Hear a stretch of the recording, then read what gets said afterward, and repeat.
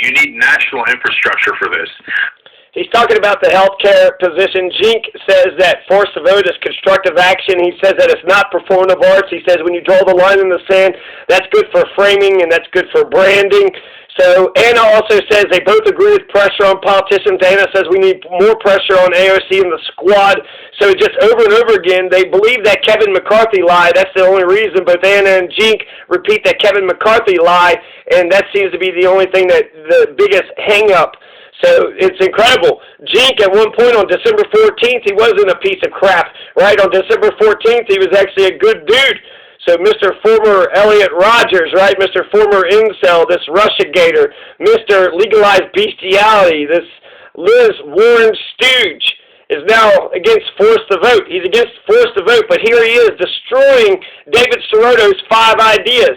David Sirotto had 5 ideas, 2 of which I thought was good. Fire Richard Neal and get the states to get Medicare for all, get national legislation or whatever. I thought they were good ideas, but here Cenk says the states, that would be a terrible idea. I don't trust Vermont. I don't trust California's plan. We need a national infrastructure. And he's all, down with Fire Richard Neal, but he says that it's not going to be popular enough.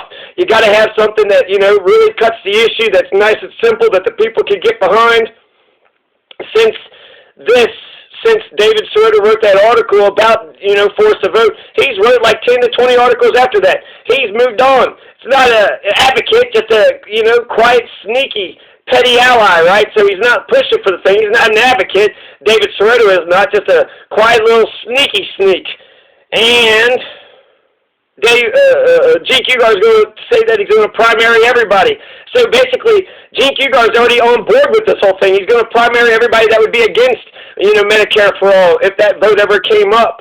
And so we got a way to get that vote to come up. He says everything basically, destroys David Sirotto's arguments, was the biggest arguments holding this whole thing back. He says that the Democrats in Washington, D.C. have absolutely no strategy.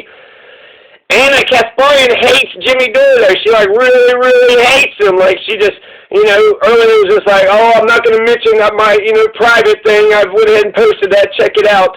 And then they're repeating that same lie about Kevin McCarthy. So that thing about Kevin McCarthy seems to be the biggest hang-up. It's a bullshit lie. It's been debunked over and over again.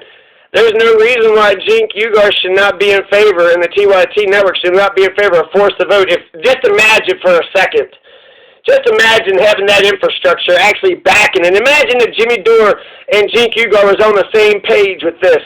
My God, we would get Medicare for all. We have an opportunity. We got a moment here, and we're going to fucking miss it because they keep telling us to wait and look over here and look over there, keep distracting us with all this horse shit. We have a moment. With the new Congress, with the new president, we have a moment. When it comes to the House Speaker vote, don't give it to Pelosi. Don't vote for Pelosi. It's not that hard unless she, adopts a progressive agenda or that she's going to put all the progressive ideas up for a vote. Reparations, federal jobs guarantee, and Medicare for all. Go with Jamal Bowman's force to vote. His 3 top tier, his 3-tier plan. That's fantastic. That's fine with me. Let's do this.